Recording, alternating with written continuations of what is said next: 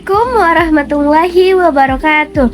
Halo semuanya, perkenalkan saya Cinta Laura dengan nomor NIM 8606488849 dari Fakultas Keguruan dan Ilmu Pendidikan Prodi PGSD Universitas Terbuka UPBJJ Palembang. Kali ini saya akan menjelaskan peran ontologi, epistemologi, dan aksiologi dalam membentuk dasar-dasar filsafat ilmu.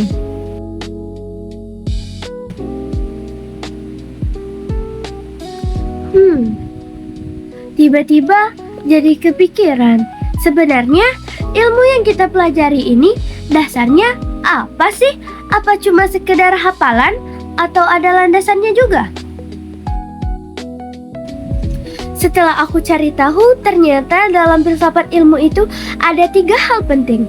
Yang pertama, ontologi. Yang kedua, epistemologi. Dan yang ketiga, aksiologi. Dan ini yang jadi dasar kenapa ilmu itu bisa disebut ilmiah. Yang pertama, ontologi. Ternyata setiap ilmu itu punya objek kajian yang jelas. Ontologi membahas tentang apa yang dikaji atau bisa dibilang apa hakikat dari realitas yang dipelajari. Misalnya, dalam biologi kita mengkaji makhluk hidup, sedangkan dalam matematika kita mengkaji konsep angka dan logika. Jadi, tanpa ontologi, kita bahkan tidak tahu sebenarnya kita sedang mempelajari apa. Yang kedua, epistemologi. Gimana sih cara kita tahu bahwa suatu ilmu itu benar? Epistemologi membahas tentang sumber pengetahuan, metode, dan bagaimana kebenaran itu diuji.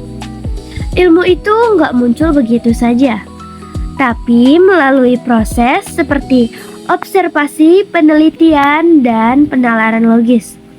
Artinya, pengetahuan yang kita terima itu harus bisa dibuktikan, bukan sekadar opini atau kepercayaan saja.